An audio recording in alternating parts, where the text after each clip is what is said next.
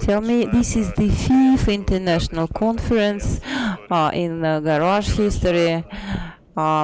So archive, savior, inventor, and witness. And it is related to our platform where we devoted a lot of time to, and other employees dedicated another 15 to 20 years before Garage. We started international conferences at Garage back in 2013, and they were devoted to a variety of topics. The first one was devoted to performance, and we debated what the Contemporary Art Museum stands for. In 2015, we reached the Soviet modernism experience, and so this year, in the framework of pavilion and establishment of Contemporary Art Museum in Astana Expo, and we rely to continue being there as a museum and as a permanent center. And we also hosted a conference devoted to modernism and Almaty modernism in particular, and Kazakhstan modernism overall. I don't want to unravel all these secrets. I would like to give a floor to other experts. I want to thank the Foundation Science, Sport and Art that provided funding for this conference, as well as Panasonic company that provide technical resources to ensure everything works, and also supports the projects announced by Kate. This is the 5th international conference that Garage has developed over the last 5 years, since 2013. And I just want to give a bit of background as to why we decided we wanted to make this conference around archives and archiving. Basically, at the heart of Garage Museum of Contemporary Art is Garage Archive Collection. And that has been developed out of the personal archives of artists and curators, institutions, and collectors who basically have been donating, or we've been purchasing the archives over the last 5 years. And together they constitute the beginnings of understanding what unofficial Russian contemporary art is. And it's been very important for us to premise the museum on an archive collection as opposed to an art collection. So we're a museum of contemporary art that has an archive instead of an art collection. And the reason why this is important is because if you're to understand Russian contemporary art, you can't do it through the objects and artifacts that were made during the time historically in the Soviet Union, because the unofficial art scene either was ephemeral and premised on conversations, or it was something whereby the objects were made and either taken out of the country or destroyed. So it's very important to say that a museum of contemporary art is developed out of an archive. This year, we've also started an initiative called the Russian Art Archive Network, and that's why we decided to do the conference this year. So RAAN, as the Russian Art Archive Network is known, is the first time that major archives, the 3 biggest archives of Russian contemporary art or Soviet contemporary art, has been being brought together. So it's Garage Archive, it's also the archives from the Zimmerli Art Museum at Rutgers University, and it's the archives of the Research Center for Eastern European Studies at Bremen University. So there's a digitization process going on of all 3 archives. So eventually it will be possible for researchers, curators, and anybody interested anywhere in the world to be able to access information and primary documents about what was happening historically within Russian contemporary art. And this really will be the first time that a true kind of history can be developed that kind of unravels some of what was happening, because, as I say, we can't really tell it through objects or through the history books that don't exist at the moment. So that was why we decided to develop the conference now, because all of the speakers who have come here today are all basically working with archives or involved in producing archives in places whereby it has been kind of restrictive socially or politically. And so the archive really is the only document that makes it possible to understand what some of the histories of culture and artistic practices are. So I will now hand over to the conference curators, Anastasia and Valentin, who will explain a bit more about how the day is going to work, the 2 days are going to work. Thank you.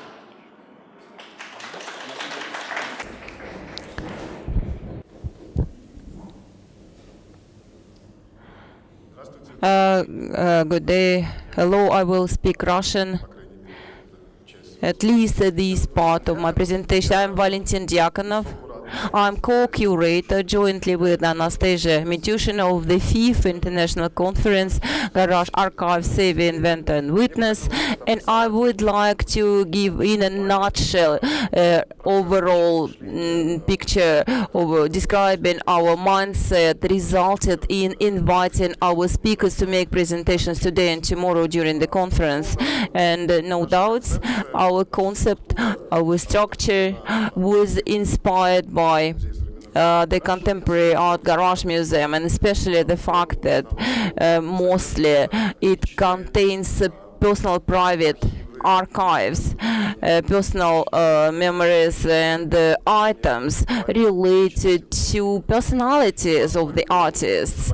And since the most part of this archive belongs to the Soviet period and censorship in art, and since currently we observe there are agreements made on the public space and involvement of the artists in the societal life, sometimes it gets broken and violated. The focus of this conference is to broaden, to extend the geography as much as possible, to learn, to get to know more on the situations when the archives get jeopardized and threatened, and sometimes they act as saviors for the entire layers of the art history, of the culture history. Without archives and without archive experts, this is a personalized area, and we won't have any remains of the movements,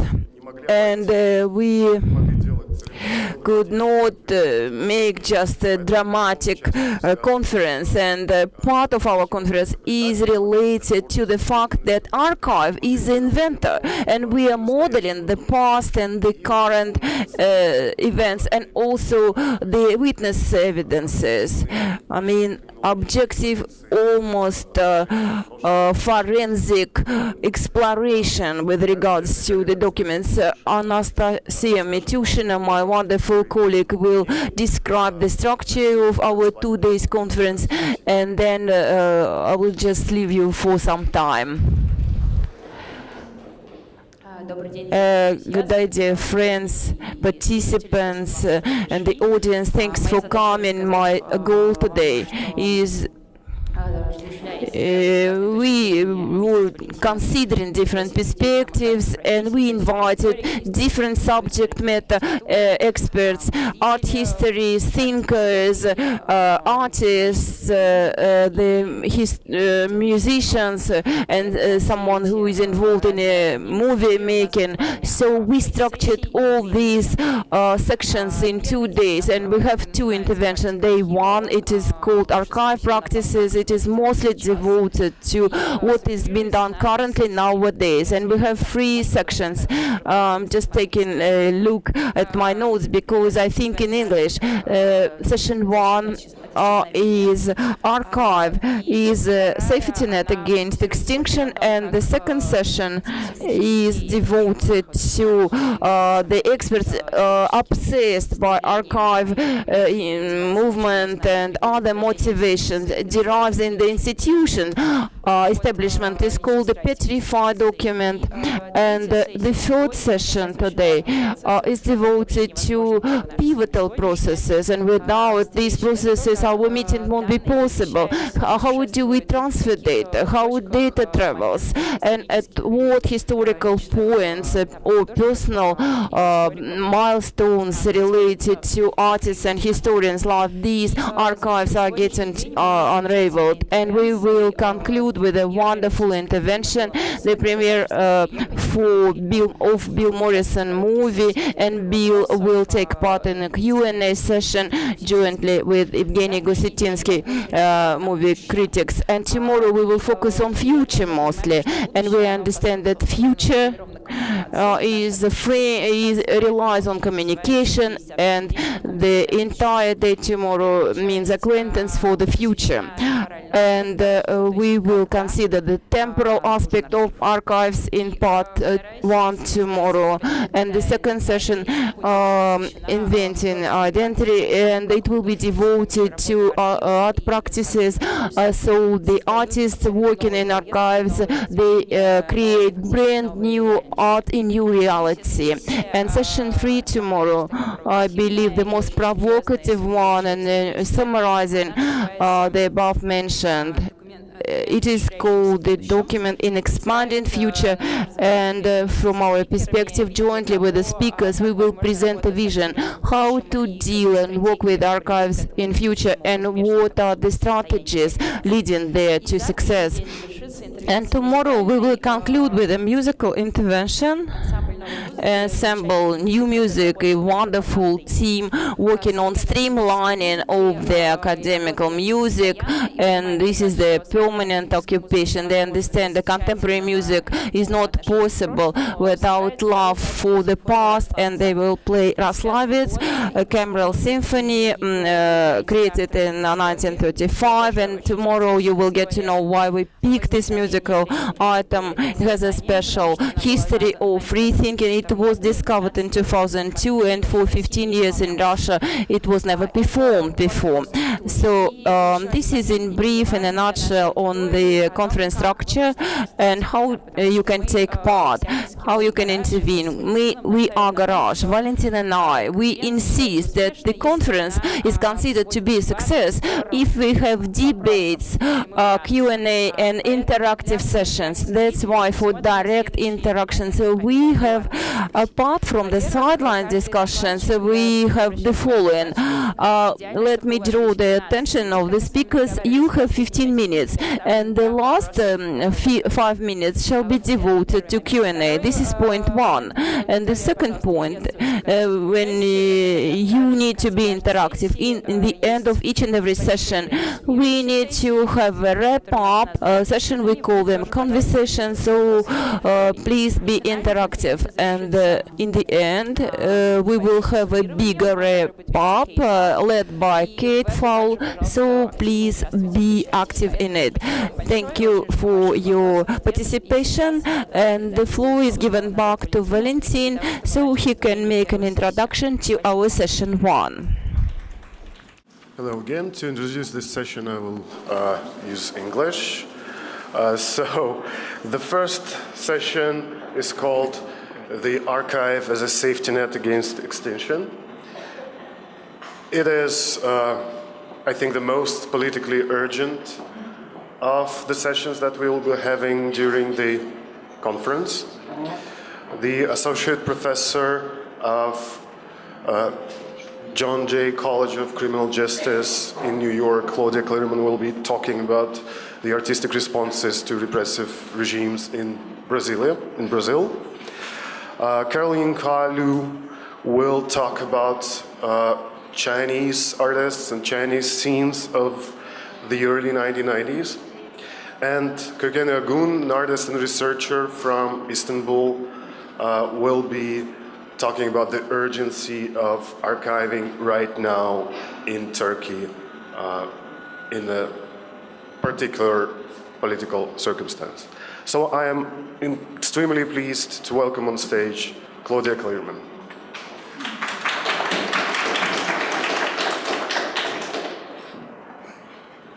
So, hello everybody. Thank you so much for the introduction, Valentin. I'd like to thank Anton, Belov, Kate Fowle, Valentin, Diaconov, Anastasia, Mityshina, Olga Korzinova, and the staff from the Garage Museum for inviting me to be here today. I'm very pleased to be here, and also my fellow panelists. So this talk will address the archives of Brazilian artists working under the military dictatorship, which ruled Brazil for 20 years, from 1964 until 1985. So the talk is divided in 3 parts following the topic proposed by the conference: the archive, savior, inventor, and witness. So part 1, during the Brazilian dictatorship, let me just put my glasses. During the Brazilian dictatorship and long after it was over, there was a prevalent notion that the censorship exerted by the military regime had created a vacuum of artistic production, the so-called cultural emptiness. The term was used to describe the desolation of the cultural landscape, a devastating time marked by the exile of artists, a purge in the universities, and the dominance of the culture industry and its demands for consumerism. The image projected was one of empty drawers and file cabinets devoid of projects, based on the assumption that there were no developments during the dictatorship, or at least nothing that was worth preserving. Everything related to the military regime was considered a moment in the past, better to be buried and forgotten. The visual artists who were actively engaged during the period were strongly reluctant to be connected to the diseased dictatorship. Moreover, they did not want to be seen as political activists and were by no means interested in the stereotype of Latin American art as politically engaged. Many artists wished to distance their practices from what they considered to be the narrow stamp of political art, a label so frequently associated to protest or propaganda art, favoring ideology to the detriment of aesthetics. It was politically incorrect to address them through the politics of repression. More than 30 years after the country's transition into democracy, it was finally time to open the records and revise the myth that nothing worthwhile took place in the visual arts under the dictatorship. In fact, in the late 60s and 70s, a strong artistic production was developed, one that challenged and defied in many inventive ways the repressive regime. The major challenge, however, was to convince the artists to make available their personal archives from the period. After much persistence, a pivotal curator and art critic from the period agreed to share his personal archives on the international boycott to the 10th São Paulo Biennial, which took place in 1969. Consequently, crucial documents became available, containing letters, manifestos, and testimonials from artists and intellectuals who had participated in the boycott to the boycott of the biennial. Most important among them was this dossier known à la Biennale de São Paulo, signed by a large group of artists and intellectuals at the City Museum of Modern Art in Paris. The document denounced the imprisonment and persecution of major Brazilian politicians, intellectuals, and artists. As a result, 80% of the invited artists declined to attend the São Paulo Biennial, including the official delegation from the Soviet Union. To have access to these archival materials was the equivalent of finding a hidden treasure. It allowed the beginning of a critical assessment of the consequences of censorship of the visual arts in Brazil. After it opened up, other followed in place. So in this instance, this archive acted as a savior. Thus, the historization of the period became possible, demonstrating how artists working under a repressive regime reacted in unconventional ways. They abandoned traditional mediums such as painting and sculpture in favor of ephemeral actions and street interventions. They adopted a number of strategies, including the use of degradable and decomposing materials, their own bodies, the media, and conceptual devices. Their goal was to create actions that would avoid authorship, leaving behind only vestiges and signs, so the works could not be directly associated with any specific name. One of the most emblematic pieces representing these strategies of resistance was Cildo Meirelles' series Insertions into Ideological Circuit, Project Coca-Cola from 1970. Meirelles used a silkscreen process with vitreous white ink to transfer text to empty Coca-Cola bottles. He encouraged people to contribute with their own statements as he wrote the following message: inscribe on the bottles critical opinions and send them back into circulation. Carefully devised to match the soda's logo, the inscriptions were practically invisible when the bottles were empty. The message only became apparent when the bottles were returned to the factory to be recycled. Once they were refilled with Coca-Cola, the writing became legible against the dark liquid. Mireles carried a similar concept in his next project called Insertions into Ideological Circuit Banknote Project. For this series, he appropriated Cruzeiro bills, the Brazilian currency at the time, and inscribed them with ideological messages such as Yankees go home, in a clear protest of the US government support of dictatorships all over Latin America. By using the system itself and some of its most powerful symbols in capitalist society, the Coca-Cola bottles representing multinational corporations and the banknotes symbolizing capital itself, Mireles found a gap in which to stage resistance. He modified over 1,000 bottles and sent them into circulation with political messages. The surviving bottles became a testimony of a tactical procedure of subversion and defiance within the system. Mireles asserted that he never sold any works from this series. For him, they were only relevant within the historical context in which they were created. He considered the few pieces that survive to be remains from a time, and therefore archival material. Mireles' work, however, did not escape the dynamics of the art market, and despite the artist's intentions, the bottles and banknotes that were recovered ended up in auction houses and became highly collectible pieces. This dislocation from the public sphere into the private space raises critical questions. When historical works lose their political context, are they converted into market-driven commodities? Do they become mere objects without memory and history? Should there be a distinction between object and archive, or this is just an arbitrary division? Should the art market determine what is a collectible item and what is archival material? So who decides that? To displace the past in the light of the present is always a daunting endeavor. If the past cannot be fully recreated, there is, however, always the opportunity to revise and reinterpret it. That brings us to the second part of this talk, the artist as inventor. So part two. When archival materials are displayed in art exhibitions, they often present curatorial challenges. How to present historical artworks in a lively manner that would not seem outdated. How to exhibit political art outside its original context. These were some of the dilemmas presented in the exhibition. Let me see if Antonio Manuel, I Want to Act, Not Represent, that was shown at the American Society in New York in 2011. The premise of the exhibition was to showcase works by Antonio Manuel related to the most repressive phase of the Brazilian dictatorship.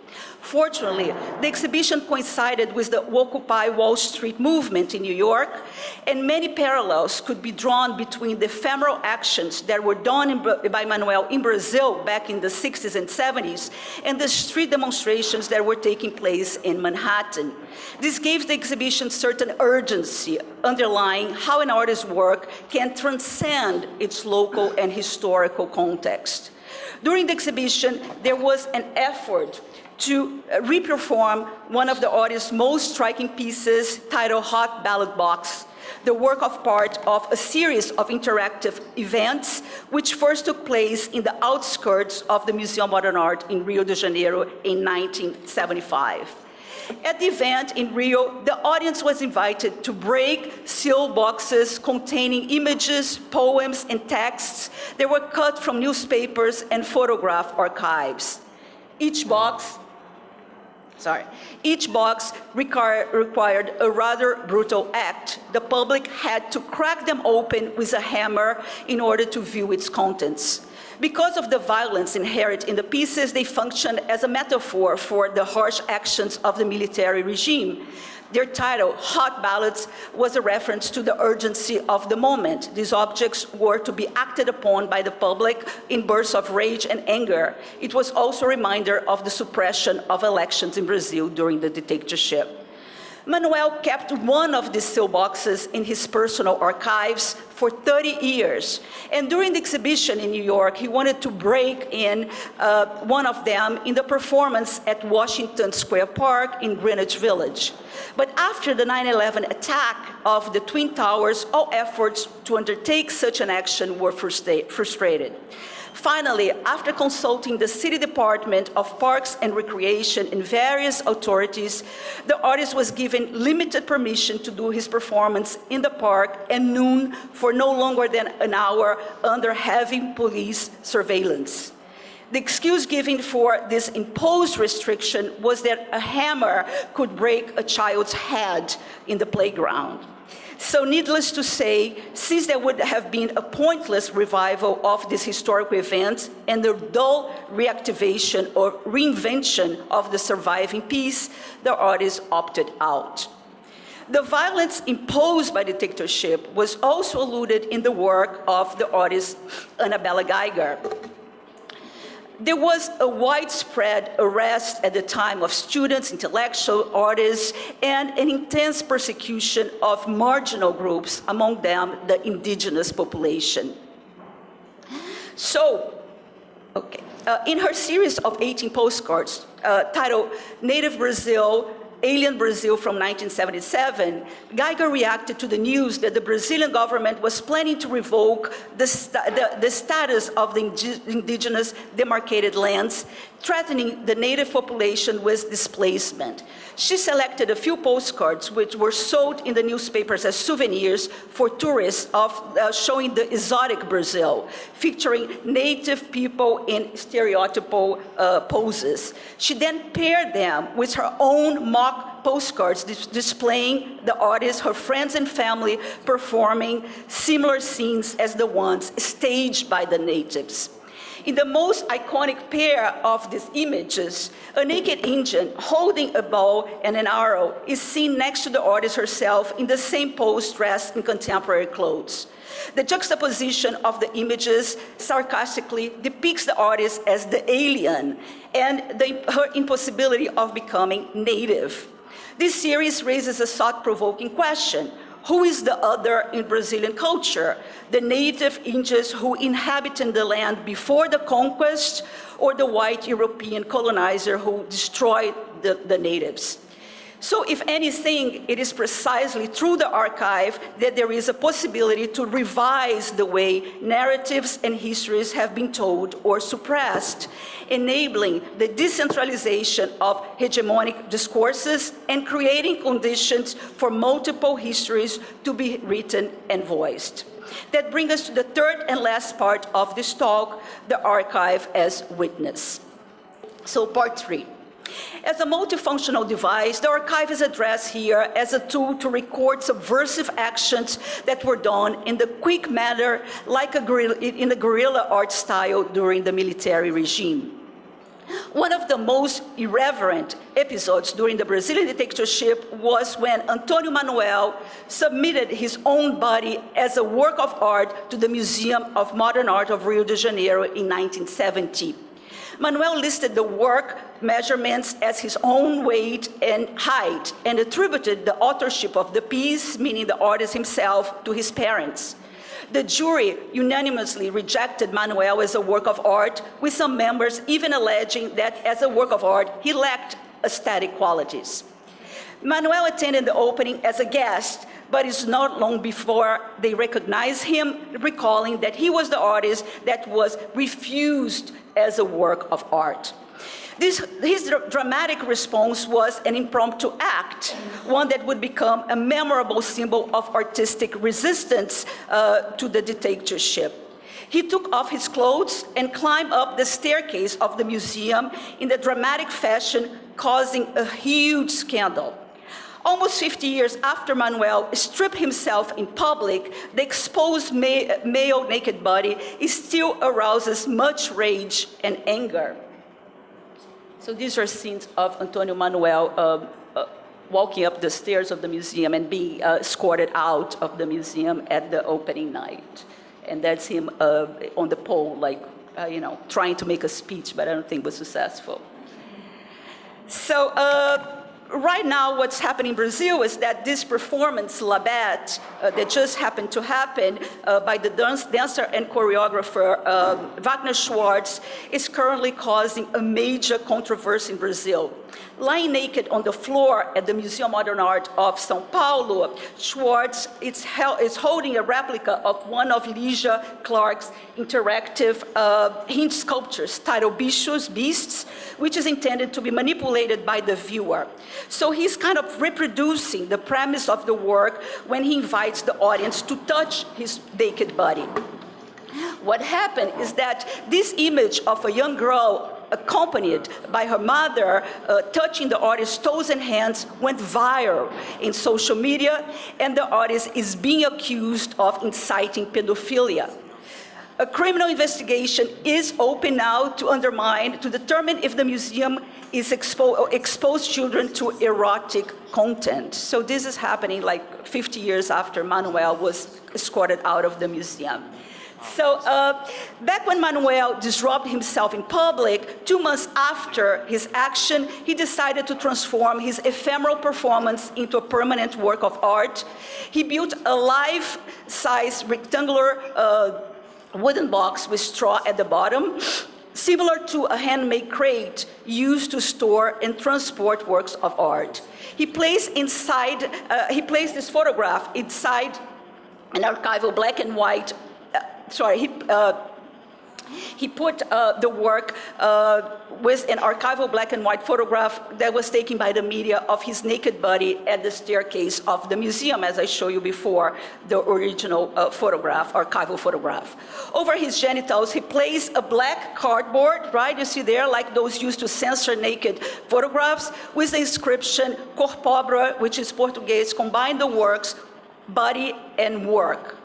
Behind the box, there was a rope mechanism that, when pulled, revealed another photograph of the artist's fully naked body. Thus, by aestheticizing and commodifying the image of his own body, Manuel reclaimed his initial rejected work of art, which now demands high prices in galleries and art fairs. So you can see this in art fairs, and I think goes for $300,000 or something like that. By transforming a historical recording archive meant to be a photographic documentation of his ephemeral performance into a permanent object of art, Manuel touched upon complex issues that were controversial by then and remain so today, related to temporality, conservation, and ownership of performative actions. So just to conclude, as a savior, the archive can enable microhistories to be written and told, facilitating the decentralization of hegemonic discourses and the disruptions of fixed meanings and significations. As so, it has the potential to undermine and challenge dominant power relations. In the case of repressive regimes, it can serve as a crucial mechanism to recover historical memory by reconstructing traumatic events and unraveling acts of resistance. As an artifice of invention, it can foster the construction of subjectivities, identities, and narratives. As a witness, it can testify to subversive disobedience and defying artistic interventions, reclaiming events that had been overlooked by history. So through these inclusions and omissions, ultimately, any position can be obviated, sanctioned, or endorsed under the rubric of the archive. Thank you very much. Thank you.